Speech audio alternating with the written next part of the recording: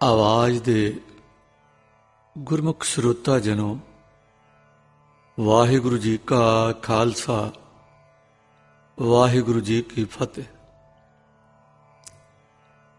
बड़े आनंद नाल विस्माद विच सहज विच टिक के आप जी सहज और आनंद दे प्रभा मंडल विच रहन वाले संत कवि भाई साहब भाई वीर सिंह जी की अमोलक रचना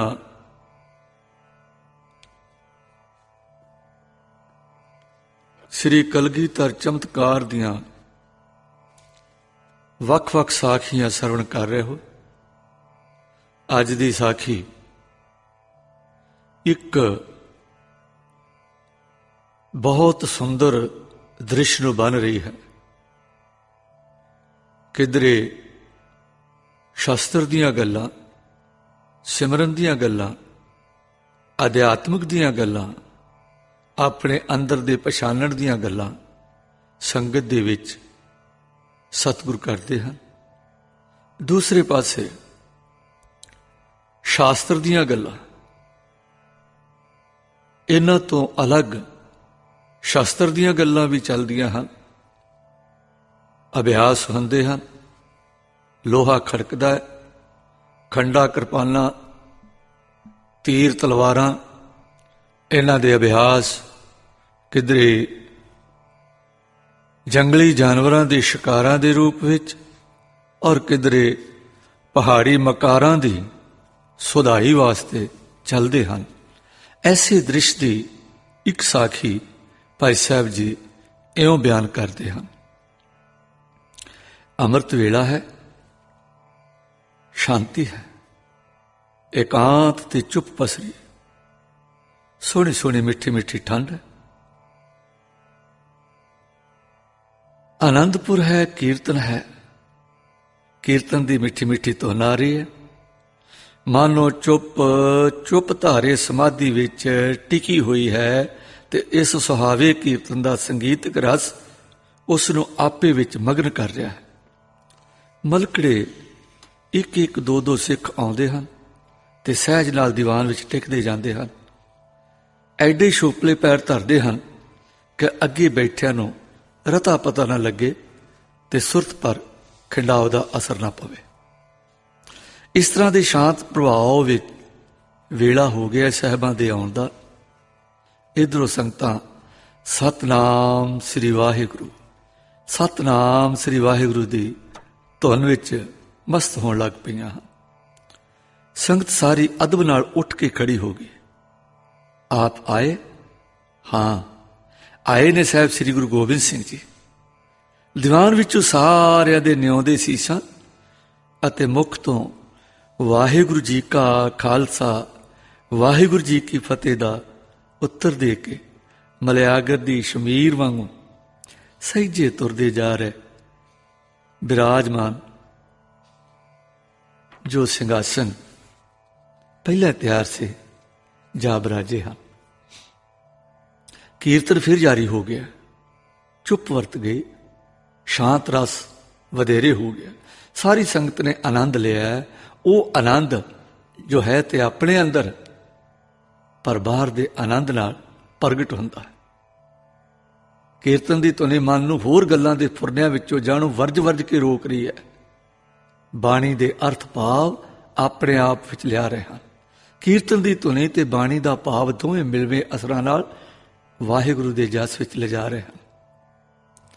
ख्याल नूं उसे पासे पा के साईं दी याद दा एक प्रवाह बना रहे हैं। याद एक चलदे प्रवाह वांगू जां तेल दी धार वांगू लगातार रौं पैदा कर रही है ते आपे नूं अकाल पुरख दी शरण विच ले जा रही है। हाँ, जां इउं कह सकते हैं कि जीव तत्त दा प्रवाह परम तत्त वल वहिंदा जा रहा है।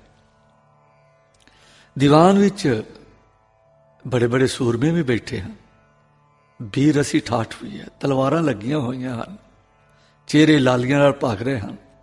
वो भी इस वेले वाहिगुरू दा नाम जपदे जप आपे नूं उस विच जोड़ रहे हैं।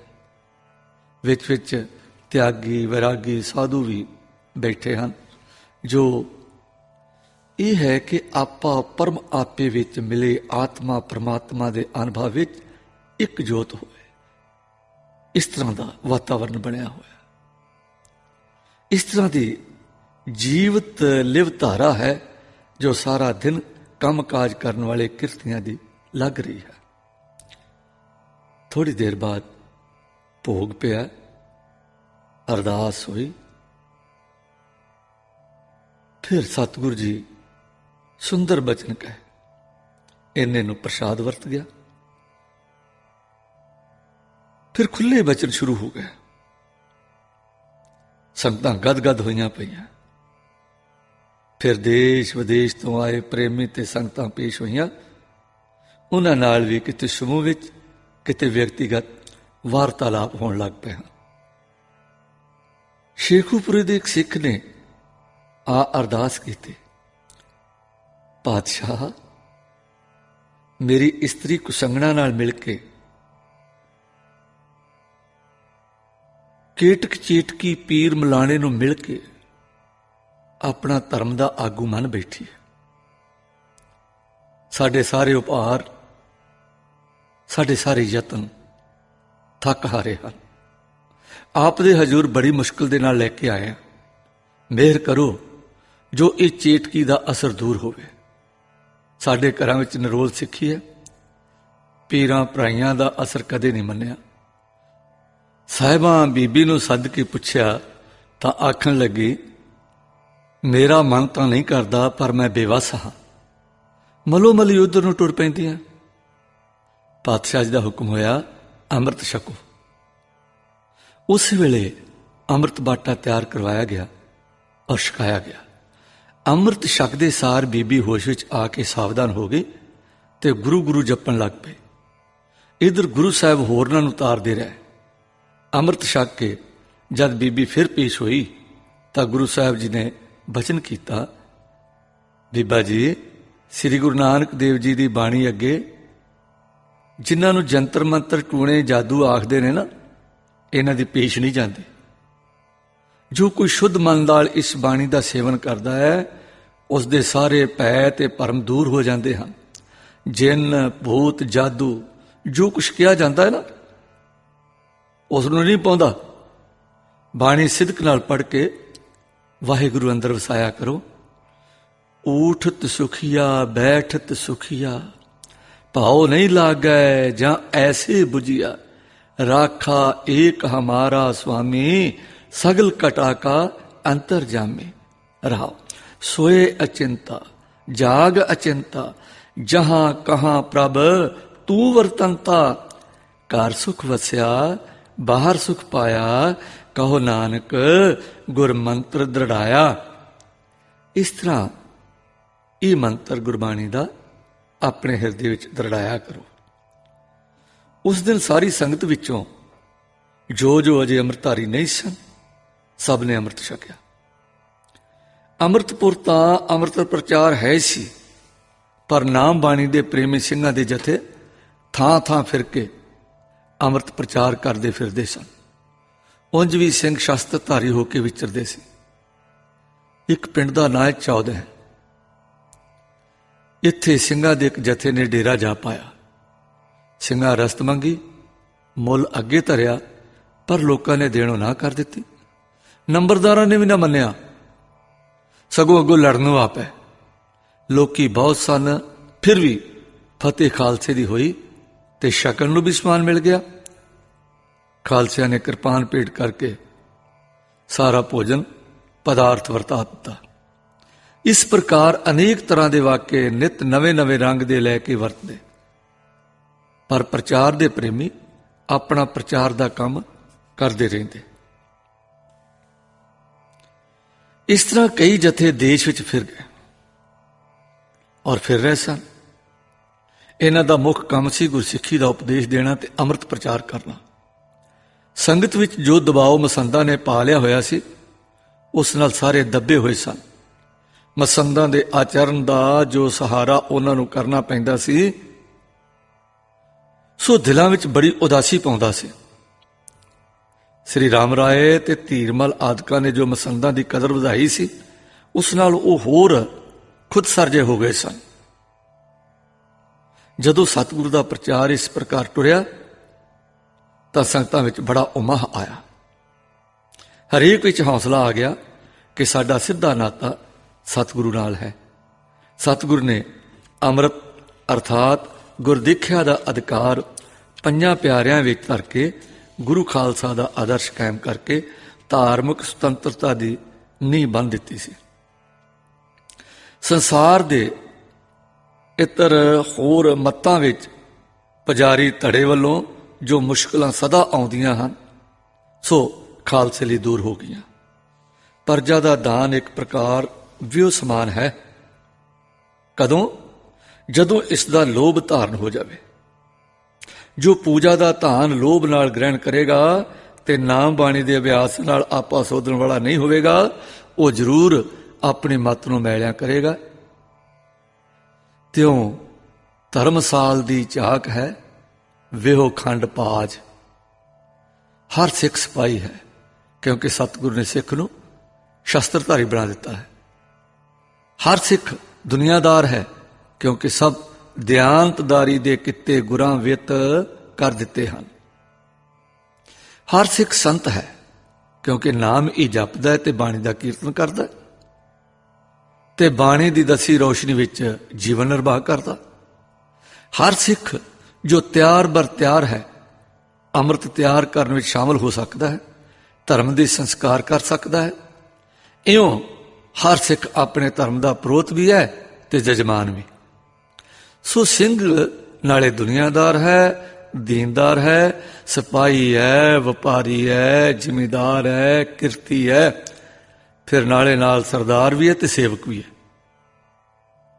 ਇਸ ਤੋਂ ਵੀ ਅੱਗੇ ਕਿਸੇ ਬਿਮਾਰ ਬੁੱਢੇ ਜਾਂ ਹੋਰ ਸਰੀਰਕ ਕਸ਼ਟ ਵਿੱਚ ਫਾਥੇ ਨੂੰ ਦੇਖ ਕੇ ਸਿੱਖ ਯਥਾ ਸ਼ਕਤ ਸੇਵਾ ਵੀ ਕਰਦਾ ਹੈ। ਸੰਗਤ ਵਿੱਚ ਜਾ ਕੇ ਜੋੜੇ ਝਾੜਦਾ ਹੈ, ਜਲ ਛਕਾਉਂਦਾ ਹੈ, ਪੱਖੇ ਦੀ ਸੇਵਾ ਵੀ ਸਿੱਖ ਹੀ ਕਰਦਾ ਹੈ। ਐਉਂ ਗੁਰੂ ਦਾ ਸਿੱਖ ਆਪਣੇ ਆਪ ਵਿੱਚ ਸਭ ਗੁਣ ਸੰਪੰਨ ਮੁਕੰਮਲ ਇਨਸਾਨ ਹੈ। ਐਸੀ ਧਾਰਮਿਕ ਸੁਤੰਤਰਤਾ ਤੇ ਧਾਰਮਿਕ ਉੱਚ ਸੁਰਤੀ ਅਵਸਥਾ ਇਹ ਸਤਿਗੁਰ ਨੇ ਬਖਸ਼ੀ ਹੋਈ ਹੈ। ਫਿਰ ਸਿੱਖ ਦੀ ਟੇਕ ਗੁਰੂ ਕੇ ਬਖਸ਼ੇ ਈਸ਼ਵਰੀ ਗਿਆਨ ਸ੍ਰੀ ਗੁਰੂ ਗ੍ਰੰਥ ਸਾਹਿਬ ਜੀ ਪਰ ਹੈ ਤੇ ਪੰਥ ਵਿੱਚ ਪ੍ਰਬੁੱਧ ਪੁਰਖਾਂ ਦੀ ਸਤਸੰਗ ਦਾ ਉਦਾਲਾ ਇਸ ਨੂੰ ਪ੍ਰਾਪਤ ਹੈ। ਗੁਰਮੁਖ ਦਾ ਮੇਲ ਸਾਧ ਦਾ ਸੰਗ ਰੋਜ਼ ਅਰਦਾਸੀ ਵਿੱਚ ਮੰਗਦਾ ਹੈ। ਪਰਮਾਰਥ ਵਿੱਚ ਨਾਮ ਅਭਿਆਸ ਵਿੱਚ ਰੂਹਾਨੀ ਮਦਦ ਦੀ ਲੋੜ ਵੇਲੇ ਗੁਰੂ ਕਾ ਸਿੱਖ ਗੁਰਮੁਖ ਦਾ ਸਤਸੰਗ ਕਰਕੇ ਆਪਣੇ ਪਰਮਾਰਥ ਦੀਆਂ ਮੰਜ਼ਲਾਂ ਤੈਅ ਕਰ ਸਕਦਾ ਹੈ। ਸਾਹਿਬਾਂ ਨੇ ਖਾਲਸਾ ਸਾਜ ਕੇ ਇੰਨਾ ਸੁਤੰਤਰ ਤੇ ਉੱਚਾ ਸੁੱਚਾ ਕਰ ਦਿੱਤਾ ਹੈ ਕਿ ਪੰਜਾਂ ਨੂੰ ਅੰਮ੍ਰਿਤ ਛਕਾਉਣ ਦਾ ਅਧਿਕਾਰ ਦਿੱਤਾ ਹੈ। ਗੁਰੂ ਖਾਲਸਾ ਤੇ ਖਾਲਸਾ ਹੀ ਗੁਰੂ ਹੈ। ਵਿਦਿਆ ਦਰਬਾਰ ਵੀ ਗੁਰੂ ਜੀ ਸਾਜਿਆ ਕਰਦੇ ਸੀ।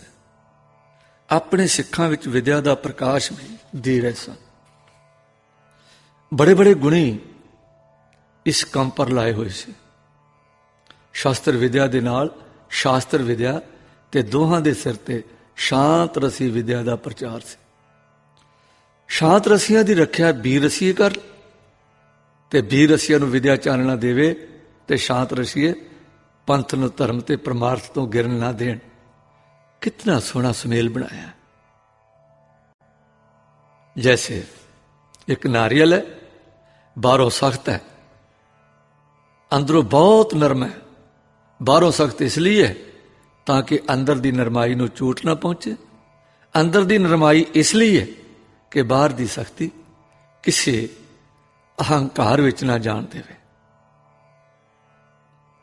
ਇਸ ਤਰ੍ਹਾਂ ਪੰਥ ਨੂੰ ਧਰਮ ਤੇ ਪਰਮਾਰਥ ਤੋਂ ਸਤਿਗੁਰੂ ਜੀ ਨੇ ਦੋਵਾਂ ਦੀ ਦਾਤ ਦਿੱਤੀ ਹੈ ਤਾਂ ਜੋ ਵੀਰ ਰਸ ਹਠ ਗ੍ਰਹਿ ਦਾ ਨਿਰਦਈ ਨਾਲ ਨਿਰਾ ਜੁੱਧ ਮਾਤਰ ਨਾ ਰਹਿ ਜਾਵੇ, ਸਗੋਂ ਉਤਸ਼ਾਹ ਦਾ ਵਿਕਾਸ ਕਰਨ ਵਾਲਾ ਹੋਵੇ।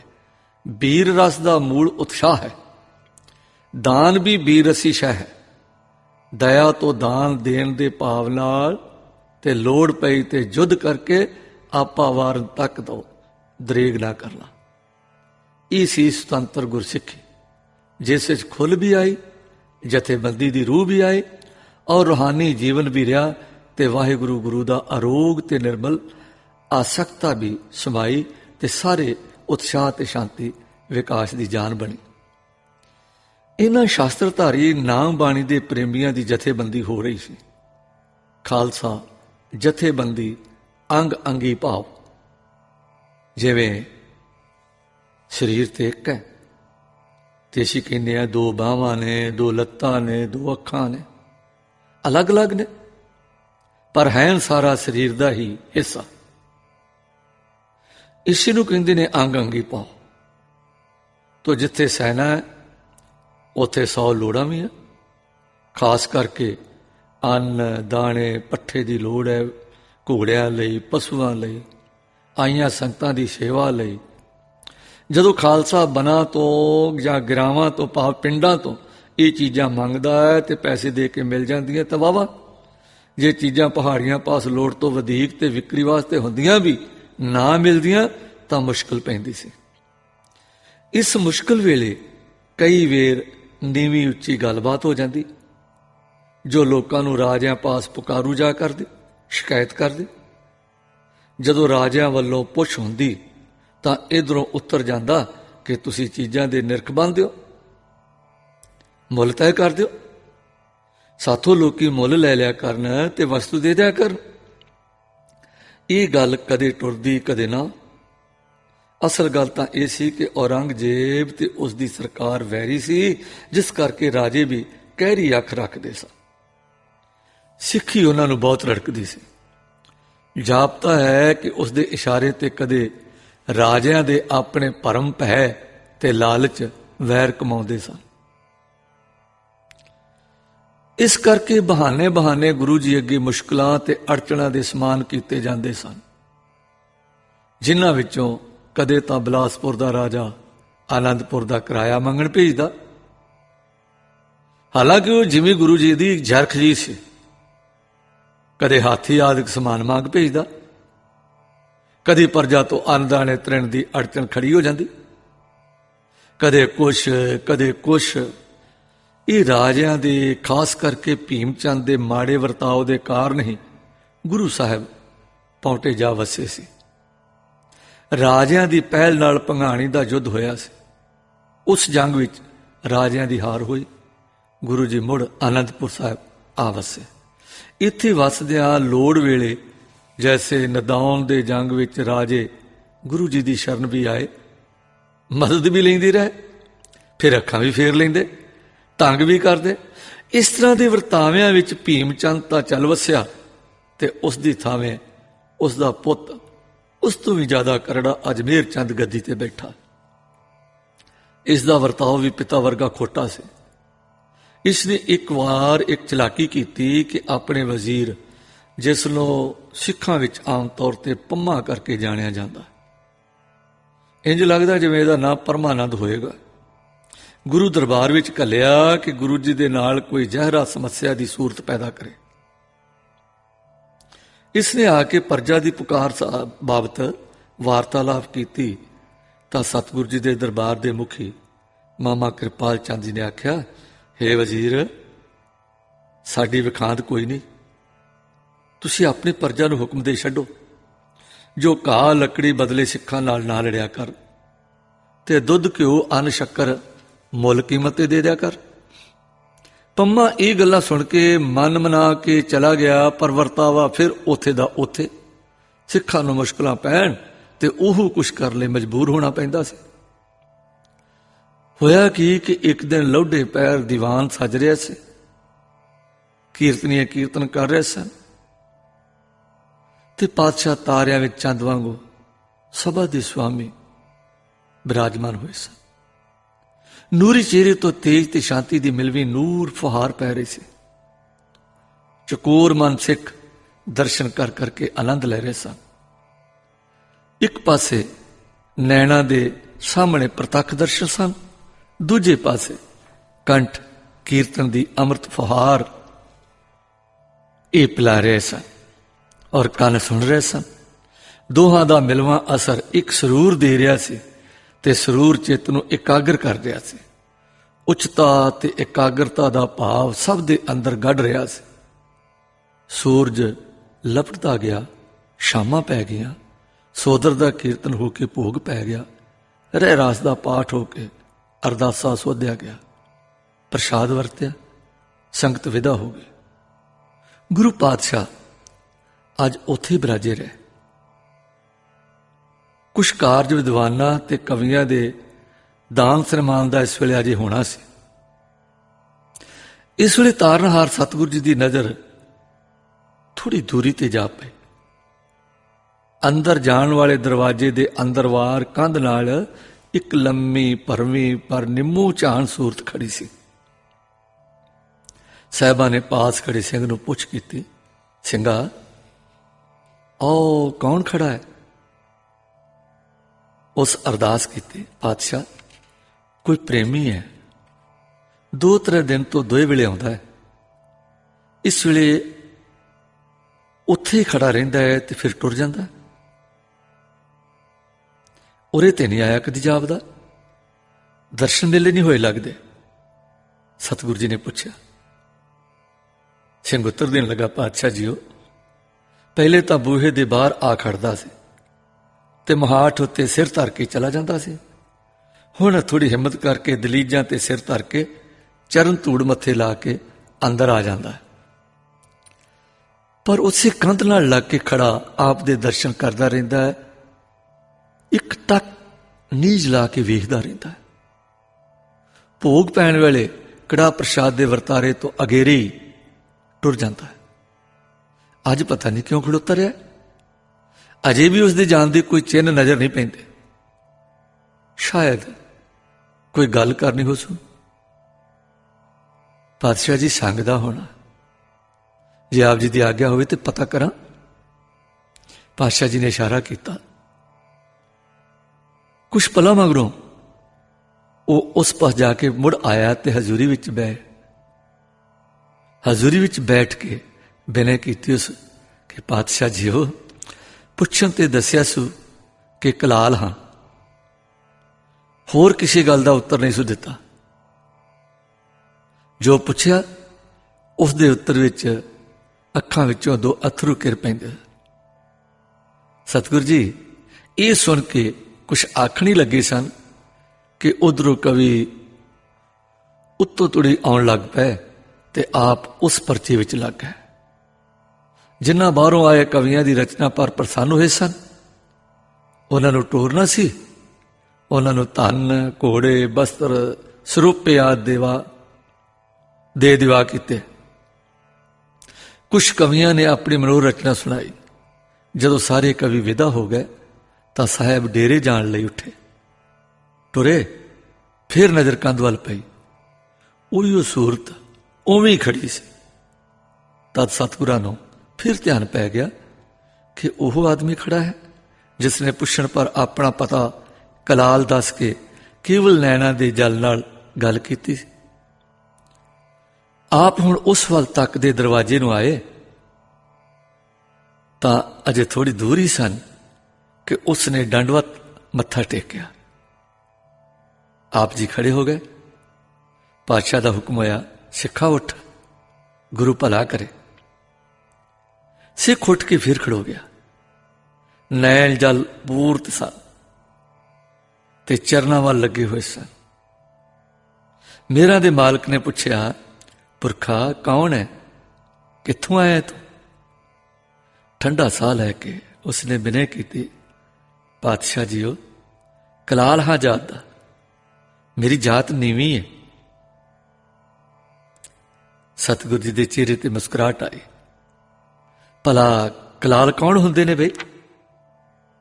ਸਿੱਖ ਕਹਿਣ ਲੱਗਾ, ਪਾਤਸ਼ਾਹ ਇੱਕ ਜਾਤੀ ਹੈ ਜਿਸ ਨੂੰ ਬ੍ਰਾਹਮਣ ਨੀਵੀਂ ਦੱਸਦੇ ਨੇ, ਜਿਸ ਨਾਲ ਬ੍ਰਾਹਮਣ ਖੱਤਰੀ ਵਰਤਣੋਂ ਬੜਾ ਸੰਕੋਚ ਕਰਦੇ ਨੇ।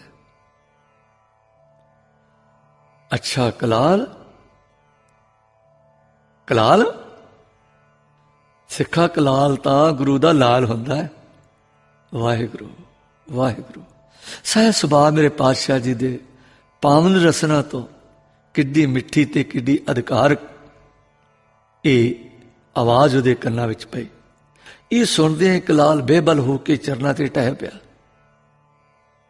ਅਰੋਗਤਾ ਦੀ, ਪਵਿੱਤਰਤਾ ਦੀ, ਮਿਹਰ ਦੀ, ਪਿਆਰ ਦੀ ਸ਼ੋਅ ਲਾਉਣ ਵਾਲੇ ਬਖਸ਼ਿੰਦ ਦਾਤੇ ਨੇ ਬਾਹੋਂ ਫੜ ਕੇ ਉਠਾ ਲਿਆ ਤੇ ਆਪਣੀ ਹਰਿਨਾਮ ਦੀ ਪਵਿੱਤਰਤਾ ਨਾਲ ਦਗਦਗ ਕਰਦੀ ਛਾਤੀ ਨਾਲ ਲਾ ਲਿਆ ਤੇ ਫਿਰ ਕਿਹਾ, ਕਲਾਲ ਗੁਰੂ ਦਾ ਲਾਲ।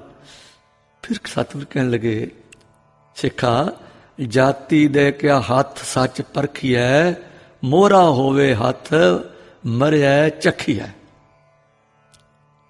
ਸ਼ਰਨਾਗਤ ਦੇ ਸਿਰ ਤੇ ਸਤਿਗੁਰਾਂ ਦਾ ਹੱਥ, ਮੇਰਾ ਦਾ ਦਾਤਾ ਹੱਥ ਵਿੱਚ ਹੱਥ ਫੜੀ। ਫਿਰ ਵਾਕ ਇਸ ਤਰ੍ਹਾਂ ਹੋਇਆ, ਸਭ ਪਾਲਾਂ ਭੰਨ ਕੱਤੀਆਂ, ਅੰਮ੍ਰਿਤ ਛਕ ਤੇ ਆਪਣੇ ਇਸ ਨੀਵੀਂ ਜਾਤੀ ਦੇ ਵਿਚਾਰ ਵਿੱਚੋਂ ਬਾਹਰ ਨਿਕਲ। ਤੂੰ ਗੁਰੂ ਦਾ ਲਾਲ ਹੈ, ਪਰ ਤਿਆਗ ਆਪਣੇ ਕਲਾਲ ਸੁਨਿਆਰ ਜੱਟ ਸ਼ੇਬਾ ਜਾਂ ਭਾਵਾਂ ਨੂੰ। ਇਹ ਜਾਤ ਭਾਵ ਵੀ ਬੰਦੇ ਨੂੰ ਹੰਕਾਰ ਵਿੱਚ ਤੇ ਨੀਵੇਂਪਣ ਵਿੱਚ ਲੈ ਜਾਂਦੇ ਨੇ, ਕਦੀ ਟੈਂਟ ਦੀਆਂ ਕਲਾ ਵਿੱਚ, ਕਦੀ ਹੰਕਾਰੀ ਕਲਾ ਵਿੱਚ। ਚੜ੍ਹਦੀ ਕਲਾ ਵਿੱਚ ਰਹਿਣ ਲਈ ਇਹਨਾਂ ਤੋਂ ਨਿਵਰਤੀ ਚਾਹੀਦੀ ਹੈ। ਜਾਤਾਂ ਬਣ ਗਈਆਂ ਨੇ ਤਰੇੜਾਂ, ਪਰਜਾ ਤੇ ਮਹਿਲ ਦੀਆਂ। ਇਹ ਵੜ ਗਈਆਂ ਲੋਕਾਂ ਦੇ ਅੰਦਰ ਹੀ, ਤੇ ਅੰਦਰ ਪੈ ਗਈ ਦਵੈਸ਼। ਇਹ ਜਾਤਾਂ ਹੀ ਨੇ ਜਿਹੜੀਆਂ ਕਮਾਮਾਂ ਦੀ ਵੰਡ ਹੁਣ ਬਣ ਗਈਆਂ ਤੇ ਹੰਕਾਰ ਦੇ ਦਬੇਲਪਣੇ ਦੀਆਂ ਵਿੱਥਾਂ ਬਣ ਗਈਆਂ। ਸਿੱਖ ਕਹਿਣ ਲੱਗਾ, ਪਾਤਸ਼ਾਹ ਕੀ ਮੈਂ ਅੰਮ੍ਰਿਤ ਛਕ ਸਕਦਾ ਹਾਂ? ਗੁਰੂ ਜੀ ਕਹਿਣ ਲੱਗੇ, ਕਿਉਂ ਨਹੀਂ? ਅੰਮ੍ਰਿਤ ਪ੍ਰਾਣੀ ਮਾਤਰ ਲਈ ਹੈ, ਹਰ ਕੋਈ ਸਿੰਘ ਸੱਚ ਸਕਦਾ ਹੈ। ਮੇਰਾ ਦੀਵਾਨ, ਮੇਰਾ ਲੰਗਰ ਸ਼ੋਅ ਵਾਲਿਆਂ ਦੀ ਸ਼ੋਅ ਦੂਰ ਕਰਦਾ ਹੈ। ਸਭੇ ਸਾਂਝੀ ਵਾਲ ਸਦਾਇਣ, ਤੂੰ ਕਿਸੇ ਨਾ ਦਿਸਹਿ ਬਾਰਾ ਜੀਓ। ਸਿੱਖ ਲੰਮਾ ਤੇ ਠੰਡਾ ਪਰ ਸੁਖ ਦਾ ਸਾਹ ਲੈ ਕੇ, ਹੇ ਆਪ ਮਾਲਕਾ, ਬਿਰਧ ਪਾਲਕਾ, ਸ਼ੁਕਰ ਹੈ ਕਿ ਮੈਂ ਆਪ ਦੀ ਦੇਵਤਿਆਂ ਵਾਲੀ ਸਭਾ ਵਿੱਚ ਬੈਠ ਸਕਾਂਗਾ, ਆਪ ਦੀ ਲਾਈ ਸੱਚੀ ਰਿਖੀਆਂ ਦੀ ਪੰਗਤ ਵਿੱਚ ਸਾਂਝੀਵਾਲ ਹੋ ਸਕਾਂਗਾ। ਸ਼ੁਕਰ ਹੈ, ਸ਼ੁਕਰ ਹੈ। ਪਰ ਹਾਏ, ਆਹ ਜਿਹੜੇ ਪਿੰਡ ਦੇ ਬ੍ਰਾਹਮਣ, ਜ਼ਿਮੀਆਂ ਦੇ ਮਾਲਕ, ਜ਼ਿਮੀਦਾਰ ਮੈਨੂੰ ਕਦੋਂ ਇਹ ਦਰਜਾ ਦੇਣਗੇ? ਲੱਗੀ ਪੰਗਤ ਵਿੱਚ ਕਹਿਣਗੇ, ਜਾਓ ਪਰੇ ਹੋ, ਭੇਟਣਾ, ਇਹ ਬ੍ਰਾਹਮਣ ਕੀ ਪੰਕਤੀ ਹੈ। ਗੁਰੂ ਜੀ ਬੜੀ ਗੰਭੀਰਤਾ ਨਾਲ ਸੁਣ ਰਹੇ ਸਨ। ਅੰਮ੍ਰਿਤ ਤੇਰੀ ਜਾਤ ਜਨਮ ਦੀ ਹੀਨਤਾ ਖੋਏਗਾ। ਤੂੰ ਆਪਣੇ ਅੰਦਰੋਂ ਆਪਣੇ ਭਾਵ ਵਿੱਚ ਵਸ ਰਹੀ ਹੀਨਤਾ ਦੂਰ ਕਰ। ਉੱਚ ਕਰਮੀ ਹੋ, ਉੱਚੇ ਸੁੱਚੇ ਕਰਮ ਕਰ, ਉੱਚੀ ਸੁਰਤ ਵਾਲਾ ਹੋ, ਉੱਚੇ ਭਾਵਾਂ ਵਿੱਚ ਵਸ। ਪਰਵਾਹ ਨਾ ਕਰ ਅਭਿਮਾਨ ਨਾਲ ਉੱਚੇ ਬਣ ਰਿਹਾ, ਇਹ ਤੇ ਹੰਕਾਰ ਹੈ। ਉਹਨਾਂ ਦੀ ਕਰਤਾ ਪਰਵਾਹ ਨਹੀਂ ਕਰਨੀ। ਸਿੱਖ ਗਦਗਦ ਹੋ ਗਿਆ, ਪਾਤਸ਼ਾਹ ਮੇਰਾ ਪਿੰਡ ਅੱਧਾ ਬਾਹਮਣਾਂ ਦਾ ਹੈ, ਅੱਧਾ ਜ਼ਿਮੀਂਦਾਰਾਂ ਦਾ ਹੈ। ਮੇਰੇ ਪਿੰਡ ਦਾ ਇੱਕ ਬ੍ਰਾਹਮਣ ਆਪ ਦਾ ਸਿੱਖ ਹੋਇਆ, ਉਸ ਅੰਮ੍ਰਿਤ ਛਕਿਆ, ਉਸ ਨਾਲ ਵੀ ਬ੍ਰਾਹਮਣ ਖੁਣਸਦੇ ਨੇ। ਮੈਨੂੰ ਉਸਨੇ ਆਪ ਹੀ ਆਪ ਜੀ ਦੀ ਦੱਸ ਪਾਈ। ਉਸ ਆਖਿਆ ਸੀ ਕਿ ਗੁਰੂ ਗੋਦੀ ਵਿੱਚ ਜਾਤ ਆਜ਼ਾਦ ਦਾ ਭੇਵ ਨਹੀਂ ਹੈ। ਮੈਂ ਤਾਂ ਵੀ ਡਰਦਾ ਡਰਦਾ ਆਇਆ ਹਾਂ, ਪਰ ਸਦਕੇ ਹਾਂ ਆਪਦੇ ਜੋ ਨੀਵਿਆਂ ਨੂੰ ਉੱਚੇ ਕਰਨ ਦੇ ਬਿਰਧ ਪਾਲਦੇ ਹੋ। ਜੈਸਾ ਸਤਿਗੁਰ ਸੁਣੀਦਾ ਤੈਸਾ ਹੀ ਮੈਂ ਡੀਠ, ਵਿਛੜਿਆ ਮੇਲੇ ਪ੍ਰਭੂ ਹਰ ਦਰਗਾਹ ਕਾ ਬਸੀਠ। ਗੁਰੂ ਜੀ ਪਰਮੇਸ਼ਰ ਤੋਂ ਵਿਮੁਖਤਾ, ਆਚਰਨ ਦਾ ਨੀਵਾਂਪਣ, ਸੁਭਾਅ ਦੀ ਨੀਚਤਾ, ਪਰਸਪਰ ਵਰਤਾਓ ਵਿੱਚ ਈਰਖਾ, ਇਸ ਤਰ੍ਹਾਂ ਦੇ ਅਵਗੁਣ ਜਿਹੜੇ ਨੇ ਨਾ, ਗੁਰਮੁਖਾ ਜਾਤ ਨੂੰ ਨੀਵਿਆਂ ਕਰਦੇ ਨੇ। ਅਵਗੁਣ ਤਿਆਗਣੇ, ਗੁਣ ਵਿਹਾਜਣੇ, ਬਾਣੀ ਪੜ੍ਹਨੀ ਸੁਣਨੀ, ਫਿਰ ਵਿਚਾਰਨੀ, ਉਸ ਵਿਚਾਰ ਤੇ ਅਮਲ ਕਰਨਾ, ਨਾਮ ਜਪਣਾ, ਇਹੀ ਉੱਤਮ ਜਾਤੀ ਹੈ। ਕੋਈ ਵੀ ਇਸ ਪ੍ਰਵੇਸ਼ ਕਰ ਸਕਦਾ ਹੈ। ਧੰਨ ਹੋ ਦਾਤਾ ਜੀ, ਧੰਨ ਹੋ ਤੁਸੀਂ। ਸਿੱਖ ਦੇ ਮੂੰਹੋਂ ਸੁਭਾਵਕ ਨਿਕਲਿਆ। ਫਿਰ ਹੁਕਮ ਹੋ ਗਿਆ ਕਿ ਇਸ ਨੂੰ ਅੰਮ੍ਰਿਤ ਛਕਾਓ, ਅਭੇਦ ਵਰਤਾਓ। ਕੱਲ ਦੇ ਦੀਵਾਨ ਵਿੱਚ ਕੜਾ ਪ੍ਰਸ਼ਾਦ ਇਹ ਆਪ ਤਿਆਰ ਕਰਕੇ ਲਿਆਵੇ ਤੇ ਸੰਗਤ ਵਿੱਚ ਵਰਤੇ। ਐਉਂ ਦਾਤਾ ਜੀ ਜਾਤਾਂ ਦੀਆਂ ਪਾਲਾਂ ਢਾ ਰਹੇ ਸਨ ਤੇ ਸਾਰਿਆਂ ਨੂੰ ਵਾਹਿਗੁਰੂ ਦੀ ਗੋਦ ਚ ਪਾ ਰਹੇ ਸਨ। ਜਾਤ ਕਾ ਗਰਭ ਨਾ ਕਰਿਓ ਕੋਈ ਦੇ ਪਵਿੱਤਰ ਵਾਕ ਨੂੰ ਅਮਲੀ ਤੌਰ ਤੇ ਵਰਤ ਕੇ ਦਿਖਾ ਰਹੇ ਸਨ। ਅੱਜ ਜੋ ਸਿੱਖੀ ਵਿੱਚ ਸਾਰੀਆਂ ਜਾਤਾਂ ਸਨਮਾਨਿਤ ਹਨ, ਤੇ ਹੁਣ ਜਾਗਰਤ ਆ ਰਹੀ ਹੈ ਕਿ ਹਿੰਦੂ ਆਪ ਅਛੂਤਾਂ ਨੂੰ ਰਲਾਉਣ ਵਿੱਚ ਲੱਗੇ ਹੋਏ ਹਨ। ਇਹ ਮੁਅਜਜ਼ਾ ਤਕਰੀਬਨ 250-300 ਸਾਲ ਹੋਏ ਤਾਂ ਦਾਨਿਆਂ ਦੇ ਸਰਮੌਰ ਗੁਰੂ ਜੀ ਨੇ ਕਰਕੇ ਦਿਖਾਇਆ ਸੀ। ਕਾਸ਼ ਹਿੰਦੂ ਉਦੋਂ ਸਮਝਦੇ ਤੇ ਮਾਲਕ ਦੀ ਆਵਾਜ਼ ਸੁਣਦੇ, ਤੇ ਇਹ ਜੋ ਸਦੀਆਂ ਦਾ ਫਾਸਲਾ ਪਿਆ ਹੈ, ਕਈ ਸਮਾਂ ਪਹਿਲਾਂ ਸੁਤੰਤਰ ਤੇ ਸੁਖੀ ਹੋ ਗਏ ਹੁੰਦੇ। ਉਹ ਪਿਆਲਾ ਜੋ ਗੁਰੂ ਨੇ ਅਮੁੱਲ ਦਿੱਤਾ ਸੀ, ਵੇਲੇ ਸਿਰ ਨਾ ਲੀਤਾ, ਅੱਜ ਦੁੱਖੜੇ ਮੁੱਲ ਵਜੋਂ ਭਰ ਕੇ ਹੁਣ ਆਪ ਉਸੇ ਰਾਹ ਪੈ ਰਹੇ ਹਨ। ਕਲਗੀਆਂ ਵਾਲੇ ਦੀ ਕਰਾਮਾਤ ਵੇਖੋ, ਉਹਨਾਂ ਦੇ ਬਚਨਾਂ ਦੀ ਸੱਤਿਆ ਵੇਖੋ। ਪੰਥ ਵਿੱਚ 2 ਵੀਰ ਬਹਾਦਰ ਜੱਸਾ ਸਿੰਘ ਨਾਮ ਦੇ ਹੋਏ ਹਨ। ਇੱਕ ਇਸ ਗੁਰੂ ਦੇ ਲਾਲ ਵਾਲੀ ਜਾਤ ਵਿੱਚੋਂ ਸਿੰਘ ਸੱਜੇ, ਤੇ ਦੂਸਰੇ ਕਾਰੀਗਰ ਜਾਤ ਵਿੱਚੋਂ।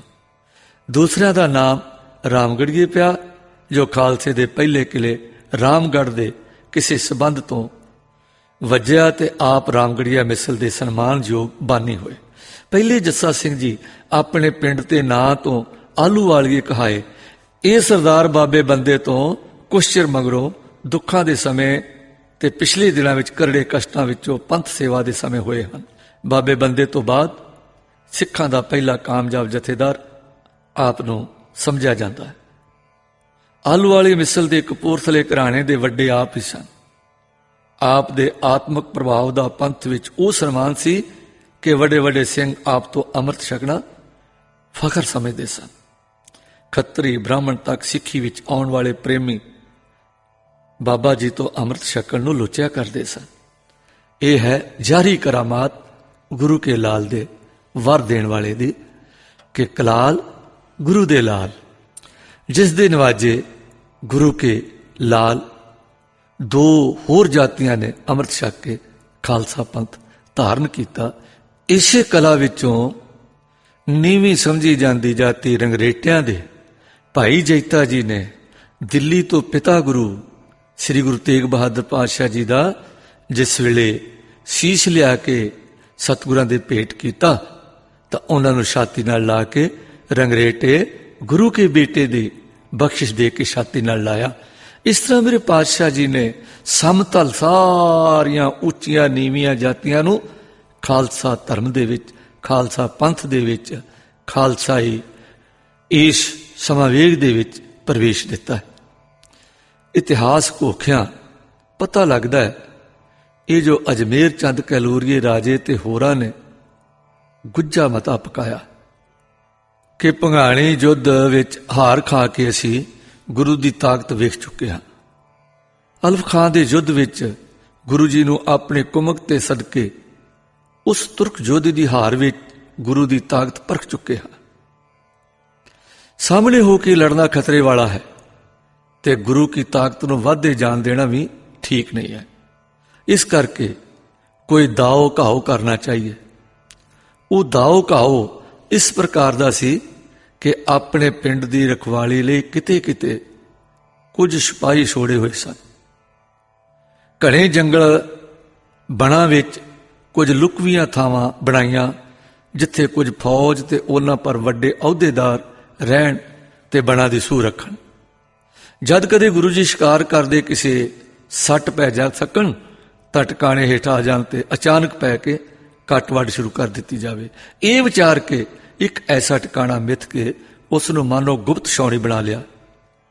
ਹੋਰ ਛੋਟੇ ਛੋਟੇ ਟਿਕਾਣੇ ਵੀ ਲੁਕਵੇਂ ਬਣਾਏ ਤੇ ਘਾਤ ਵਿੱਚ ਰਹਿਣ ਲੱਗੇ।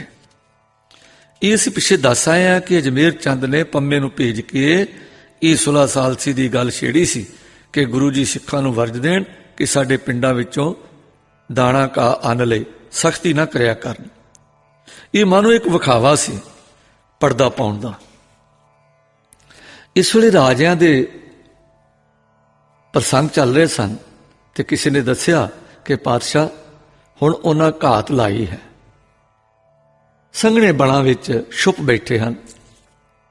ਕੋਈ ਲੁਕਵੇਂ ਥਾਂ ਬਣਾਏ ਨੇ, ਆਪੋ ਵਿੱਚ ਬੈਠਦੇ ਹਨ ਤੇ ਬੜੇ ਗਰਭ ਨਾਲ ਡੀਂਗਾ ਮਾਰਦੇ ਨੇ ਕਿ ਜੇ ਕਿਤੇ ਕਿਸੇ ਬਣ ਵਿੱਚ ਗੁਰੂ ਜੀ ਹੱਥ ਚੜ ਗਏ ਤਾਂ ਪਤਾ ਦੱਸ ਦਿਆਂਗੇ ਕਿ ਸਾਡੇ ਵਿੱਚ ਕਿੰਨੀ ਕੁ ਤਾਕਤ ਹੈ। एक सिख ने कहा, पातशाह संभल के शिकार जाना चाहिए। ऐसिया कई विउंतां गल्लां बातां होंदियां रहियां। पातशाह चुप करके सुनते रहे। किसी एक दिन आपने फरमाया, भाई गुरसिखो बहुत दिन हो गए ने शिकार नहीं चढ़े। संगतां दियां भी वहीरां आ रही सन और इधर इलाही कामां विच समा सफल आ रहा सी। चलो कल शेर दे शिकार किसी संघने बरां विच चल गए। दूजे दिन सवेरे रंजीत नगारा वज पिया। खालसा तार बर तैयार हो गया। गुरु साहब आप भी कबर कस्सा करके बली घोड़े ते चढ़ के आ गए। नाल दल लै लिया ते उसे राह टुर पै जिस राहे संघने बणां विच जा पहुंचना सी। नगारे वजदे, शलकां हुंदियां, शिकार मारदे एक उच्चे टिले ते जा पहुंचे। चार चफेरे पहाड़ां दे बन वेखे। इत्थे सतगुरु जी ने खड़ो के चारे पासे नजर दौड़ाई और एक तीर सोधिया। फिर गुरु जी नीले घोड़े ते चढ़े हुए टिले तो हेठां उतरे ते इधर उधर शिकारा मगर लगे। इस तरह खेड़दे मलदे घोड़े शिकारा मगर सुट दे बहुत दूर निकल गए। इथों ताईं चले गए कि राजियां दे उस लुकवें थां दी मार हेठ आ पहुंचे। राजियां दा बनाया लुकवां वड्डा डेरा हुण नेड़े सी। उत्थे दो सरदार बलिया चंद ते आलम चंद अपने फौजियां समेत टिके हुए सन। ये सही करके कि गुरु जी अज शिकार चढ़े हैं ते इस पासे आ निकले हैं, वो मुस्तैद हो गए ते तैयार हो रहे सन। ते हुण ये सो पा के अगे वध आए हैं ते साडी जद हेठां पहुंच गए हैं। वो बड़े खुश होए। हुक्म हो गया सवारां नूं कि सवार हो जाओ, तोड़े सलगा लो। राखी दे प्यादियां नूं भी हुक्म होया कि तैयार हो जाओ। हुक्म हुंदे सार तैयारे हो गए ते जिधरों सिखां दी बिड़क आ रही सी उधर नूं टुर पए। ताइयों पता लगा खालसे जी नूं अपने बहुत नेड़े गोली दी आवाज आई ते पलक मगरों सवारां दे सिर दिसन लगे। इधरों उधरी मशकां होण लगियां। इधर सिंह थोड़े सन, उधर फौज थोड़ी वधेरे सी। जो सिंह नाल सन तां बलकारी, पर कुछ किसी वेले गर्भ की गल कीती सी इन्हां ने कि खालसा हुण बली हो गया है, गुरु जी छुट्टी दे देन तां दिल्ली मार लईए। आ बने तां खालसा कल्ला ही दुश्मन नूं दल आवे। सो हुण समां देख के जद युद्ध मच गया तां गुरु जी पूर्व रुख नूं हो के खालसे तो जरा ओला जिहा करके उचेरे थां ते खड़े होए जिथों सारे जंग का नज़ारा दिसदा सी। युद्ध खूब छिड़िया ते खालसा खूब लड़िया, पर थोड़े बहुतियां दे सामने सारे दावां घावां नूं नहीं सन बचा सकते। लड़े, डाढे लड़े, वध वध के लड़े, पर बहुत जोर पैण ते पैर पिछे नूं हटे। हुण शिकार विच इधर उधर गए दस्ते भी गोली दी शुंकार सुन के आ पहुंचे। घोर संग्राम मच गया, पर सिखां दे मन विचला गए ते पैर उखड़ गए। उस वेले जद डिठो ने कि श्री कलगीधर जी विच नहीं हन, विचारन हमको शोर गए कर भाणा, को जाने मन में क्या आना। ऐं घबरा के पैर पिछे सुटिया तां पहाड़िए जोर पा के मगर आए। चाहे फिर फिर के पहाड़ियां नाल सोहना मुकाबला करते रहे, पर पैर ना रुकते। पैंतड़ा पिछे सुट्टी जाना ते सफ ना उखड़ देने ते लड़ते चलना, इयों जिवें वध के लड़ रहे होण। ये गुण जापदा है खालसे ने मुढ़ तो ही सीखना शुरू कर दिता सी। किंतु अज चाहे हुण सारा जोर सिखां ने ला लिया, पर पेश ना गई ते कोई आस बचनों भी ना रही। तदों नूं होश आई कि बलां दे दाते श्री कलगीधर जी तो बिना असी कुछ भी नहीं है। सारा बल पाया पर फतेह ना आई। वो वाहिगुरु जी दे हन ते फतेह भी वाहिगुरु जी दी है। साडे अंदर मलाल आया कि शायद फतेह साडी है। नहीं, ये समुचे खालसे की फतेह है। साडे विच सतगुरु ने अपने आप ते भरोसा भर दिता है। असी स्वै टेक वाले बंदे बनाए, पर इहो स्वै टेक किसी वेले वध के हंकार बन जाती है। सतगुरु नूं चढ़दियां कला तां प्यारियां हन, पर हंकार नहीं पाउंदा। खबरे इसे करके लोप हो गए हैं। ये कुछ विचारां करदे कुछ सिंह घोड़े दौड़ा के पूर्वली दिशा नूं जदों दौड़े तां सच्चे पातशाह नूं जा लभ्या। आप पूर्व दिशा वाल नूं एक डाढे सोहणे उच्चे नज़ारे थां ते घोड़े ते सवार खड़े सन ते जंग दा सारा हाल तक रहे सन। इन्हू सिंह अपड़े ते बिरद दा वास्ता पा के पुकारे, सच्चे पातशाह जीओ अपना बिरद पालो, रखिया करो।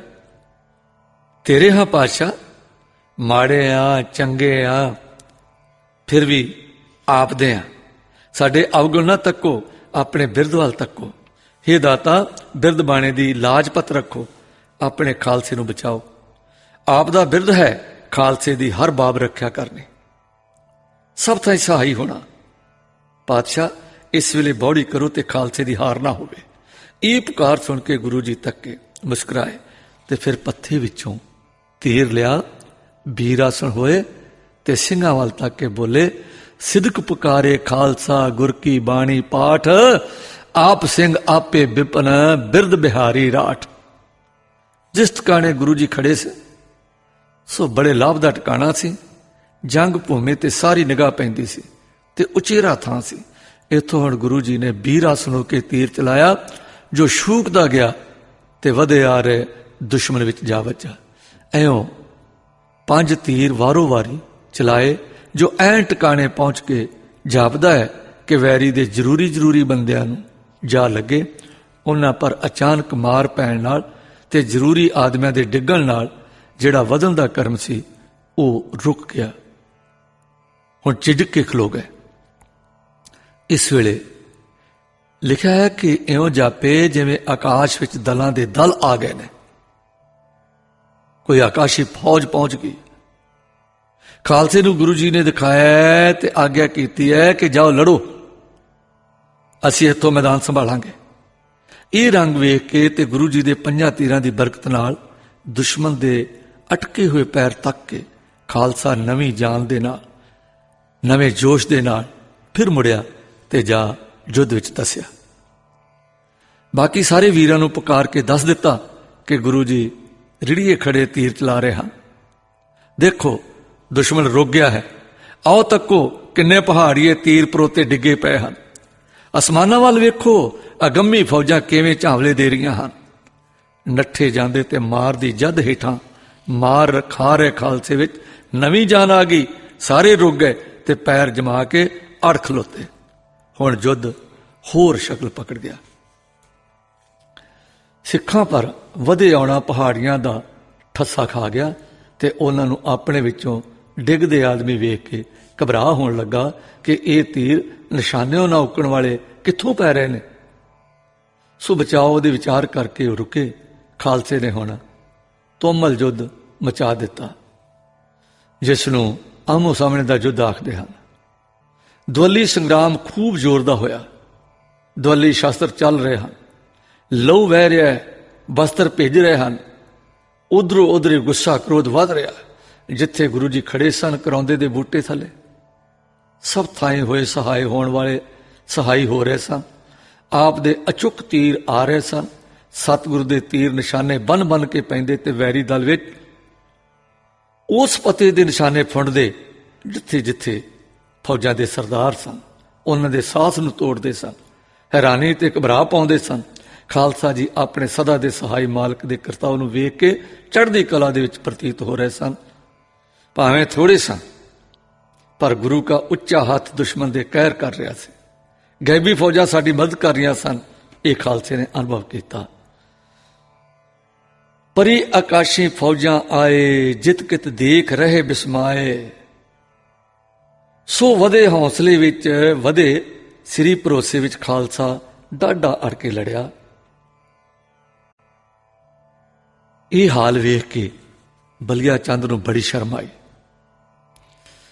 कि इतने थोड़िਆਂ ਨਾਲ ਲੜ ਕੇ ਉਹਨਾਂ ਨੂੰ ਮੈਦਾਨੋਂ ਨੱਸ ਕੇ ਜਾਣਾ ਬੜੀ ਸ਼ਰਮ ਵਾਲੀ ਗੱਲ ਹੈ। ਇਹ ਪੈਂਤੜਾ ਖਾਲਸੇ ਨੇ ਕਿਵੇਂ ਬਦਲਿਆ, ਕਿਵੇਂ ਸਾਨੂੰ ਲੈਣੇ ਤੇ ਦੇਣੇ ਪੈ ਗਏ।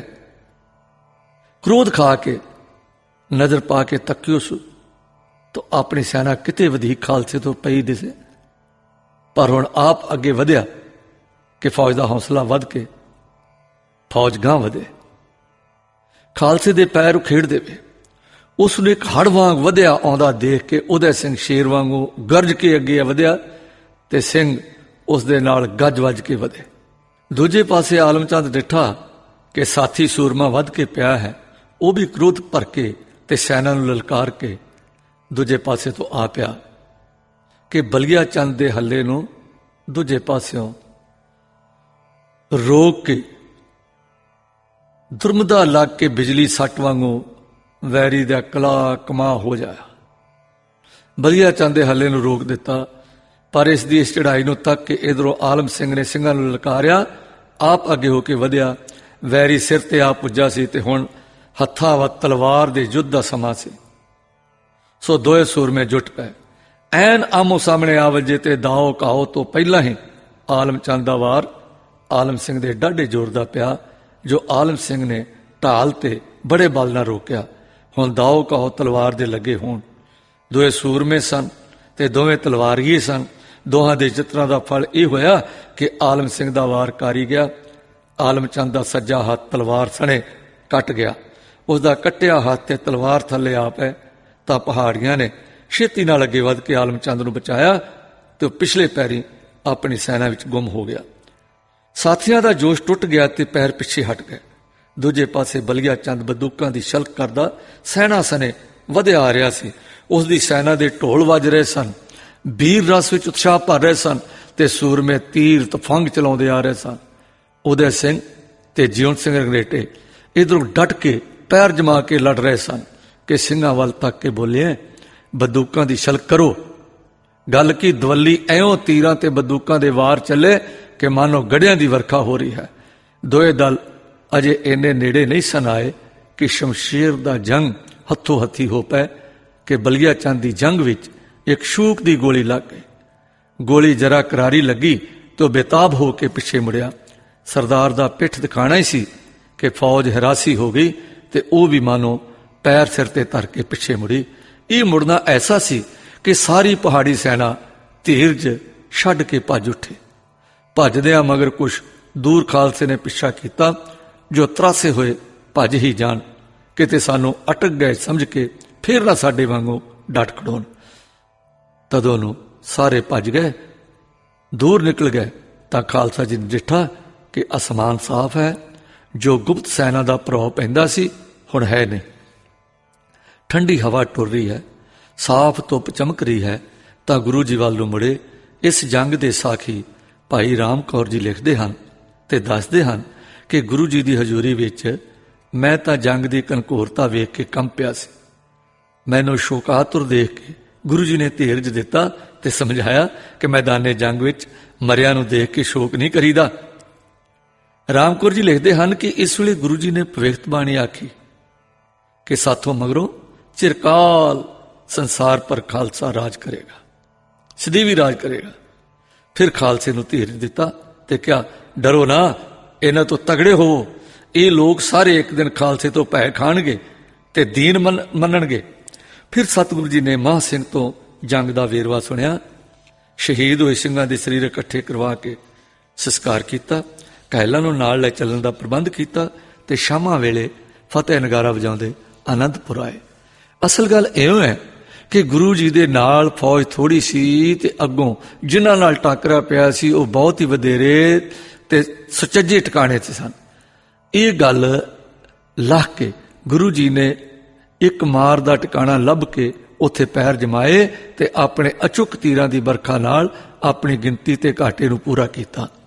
खालसे नूं अपने तो बिना अपने पैरीं ते अपने दिमागी लड़ने का मौका दिता कि इन्हां विच बल भरे ते जाच आवे। ये हार दा मूँह भी ना देखण ते हार वेले ना हारन दी जाच भी सीखण। तीजा परमार्थक असूल भी ਗੁਰੂ ਜੀ ਨੇ ਹੀ ਸਿਖਾਉਣਾ ਸੀ ਕਿ ਹੰਕਾਰ ਵਿੱਚ ਆਉਣਾ ਠੀਕ ਨਹੀਂ। ਹੰਕਾਰ ਮਤ ਨੂੰ ਮਲੀਨ ਕਰਦਾ ਹੈ, ਪਰ ਸਵੈ ਭਰੋਸਾ, ਸਵੈ ਟੇਕ ਤੇ ਚੜ੍ਹਦੀਆਂ ਕਲਾ ਬਲ ਭਰਦੀਆਂ ਨੇ ਤੇ ਮਤ ਨੂੰ ਨਿਰਮਲ ਕਰਦੀਆਂ ਨੇ। ਗੁਰੂ ਜੀ ਤਾਂ ਇੱਕ ਉਸ ਵੇਲੇ ਦੇ ਮੌਕੇ ਮੁਜਬ ਯੁੱਧ ਦੀ ਚਾਲ ਸੰਭਾਲ ਰਹੇ ਸਨ, ਪਰ ਖਾਲਸੇ ਨੇ ਆਪਣੇ ਵਿੱਚ ਗੁਰੂ ਨਾ ਵੇਖ ਕੇ ਧੀਰਜ ਛੋੜ ਦਿੱਤਾ। ਸੂਰੇ ਗੁਰੂ ਨੇ ਫਿਰ ਧੀਰਜ ਬਣਾਇਆ, ਆਪਣੀ ਗੁਪਤ ਤਾਕਤ ਦੇ ਸਦਾ ਸਹਾਈ ਰਹਿਣ ਦਾ ਨਿਸ਼ਚਾ ਪੱਕਾ ਕਰ ਦਿੱਤਾ ਤੇ ਅੱਜ ਦੇ ਯੁੱਧ ਵਿੱਚ ਜੋ ਸਬਕ ਸਿਖਾਇਆ ਸੋ ਖਾਲਸੇ ਦਾ ਖਾਸ ਗੁਣ ਹੋ ਪ੍ਰਗਟਿਆ ਤੇ ਅੱਜ ਖਾਲਸੇ ਤੇ ਚੜ੍ਹਦੀ ਕਲਾ ਹੈ। ਇਹ ਭੁਲਾਇਆ ਨਹੀਂ ਜਾ ਸਕਦਾ। ਦੁਸ਼ਮਣ ਦੀ ਵਧੀਕ ਬਲ ਪੈ ਜਾਣ ਤੇ ਭੱਜ ਉੱਠਣ ਤੇ ਕੁਝ ਦੂਰ ਜਾ ਕੇ ਪੈਰ ਜਮਾ ਕੇ ਡਟ ਜਾਣਾ। ਦੁਸ਼ਮਣ ਖੁਸ਼ੀ ਵਿੱਚ ਵਧਿਆ ਆਉਂਦਾ ਹੈ ਤੇ ਆਪਣੀ ਸੋਚ ਵਿੱਚ ਨਹੀਂ ਹੁੰਦਾ। ਵੈਰੀ ਦੇ ਬੇਪਰਵਾਹ ਵਧੇ ਆਉਣ ਤੇ ਅਚਾਨਕ ਅੱਗੋਂ ਫਿਰ ਉੱਠ ਕੇ ਹਮਲੇ ਦੇ ਨਾਲ ਪੈਰ ਉਖੇੜ ਦੇਣੇ ਤੇ ਮੈਦਾਨ ਮਾਰ ਲੈਣਾ, ਇਹ ਵੀ ਸਿਖਾਇਆ। ਦੂਜੀ ਵਿਉਂਤ ਇਹ ਕਿ ਐਸੇ ਜ਼ੋਰ ਪੈਣ ਤੇ ਪਿਛਲੇ ਪੈਰੀ ਹਟਣਾ, ਹਟੀ ਜਾਣਾ, ਪਰੇ ਬੱਧੀ ਆਪਣੀ ਸਫ ਨਹੀਂ ਟੁੱਟਣ ਦੇਣੀ। ਦੁਸ਼ਮਣ ਨਾਲ ਲੜੀ ਜਾਣਾ, ਮਾਰੀ ਜਾਣਾ, ਮਰੀ ਜਾਣਾ, ਪਿੱਛੇ ਹਟੀ ਜਾਣਾ, ਪਰ ਐਸਾ ਪੈਂਤੜਾ ਬੰਨ ਕੇ ਹਟਣਾ ਕਿ ਦੁਸ਼ਮਣ ਨੂੰ ਹੱਲਾ ਕਰਨ ਦਾ ਹੌਸਲਾ ਨਾ ਪਵੇ ਤੇ ਇਉਂ ਵੈਰੀ ਨੂੰ ਹਫਾ ਦੇਣਾ ਹੈ, ਥਕਾ ਦੇਣਾ ਹੈ। ਇਸ ਕਰਤੱਵ ਦਾ ਕਮਾਲ ਖਾਲਸੇ ਨੇ ਵੱਡੇ ਘੱਲੂਘਾਰੇ ਵਿੱਚ ਦਿਖਾਇਆ ਸੀ ਕਿ 12 ਕੋ ਪਿੱਛੇ ਹਟਣ ਵਿੱਚ ਅਬਦਾਲੀ ਇੱਕ ਵੇਰ ਵੀ ਉਹਨਾਂ ਦੀਆਂ ਸਫਾਂ ਨਹੀਂ ਸੀ ਤੋੜ ਸਕਿਆ ਤੇ ਹਫ ਕੇ ਪਾਣੀ ਦੀ ਢਾਬ ਤੇ ਆ ਕੇ ਸੈਨਾ ਸਤਹੀਣ ਪਾਣੀ ਦੇ ਕਿਨਾਰੇ ਬੈਠ ਗਈ। ਅਨੰਦਪੁਰ ਇਸ ਖੁਸ਼ੀ ਦੇ ਸਮਾਗਮ ਹੋਏ। ਰਾਤ ਨੂੰ ਘਰ ਘਰ ਦੀਪਮਾਲਾ ਹੋਈ, ਸ਼ਾਦਿਆਨੇ ਵੱਜੇ, ਵਧਾਈਆਂ ਮਿਲੀਆਂ। ਮਾਤਾ ਜੀ ਨੇ ਅਰਦਾਸੇ ਸੁਧਾਏ, ਸਿਰਵਾਰਨੇ ਕੀਤੇ ਤੇ ਗੁਰੂ ਨਾਨਕ ਦੇਵ ਜੀ ਦੇ ਹਜ਼ੂਰ ਕੜਾ ਪ੍ਰਸ਼ਾਦ ਦੀ ਦੇਗ ਚੜਾ ਕੇ ਅਰਦਾਸੇ ਕੀਤੇ, ਸ਼ੁਕਰਾਨੇ ਕੀਤੇ। ਅੰਮ੍ਰਿਤ ਵੇਲੇ ਆਸਾ ਦੀ ਵਾਰ ਦਾ ਦੀਵਾਨ ਸਜਿਆ। ਸੰਗਤਾਂ ਅੱਜ ਉਮੜ ਕੇ ਆਈਆਂ, ਨਗਰੀ ਦੇ ਲੋਕ ਵੀ ਸਾਰੇ ਆਏ। ਜਦੋਂ ਭੋਗ ਪੈ ਗਿਆ, ਪ੍ਰਸ਼ਾਦ ਵਰਤਾਇਆ ਗਿਆ, ਤਦ ਸਭ ਨੇ ਸ੍ਰੀ ਗੁਰੂ ਜੀ ਨੂੰ ਵਧਾਈਆਂ ਦਿੱਤੀਆਂ ਔਰ ਚੜ੍ਹਦੀ ਕਲਾ ਦੇ ਜੰਕਾਰੇ ਲਾਏ। ਬੋਲੇ ਸੋ ਨਿਹਾਲ, ਸਤਿ ਸ੍ਰੀ ਅਕਾਲ। ਵਾਹਿਗੁਰੂ ਜੀ ਕਾ ਖਾਲਸਾ, ਵਾਹਿਗੁਰੂ ਜੀ ਕੀ ਫਤਿਹ।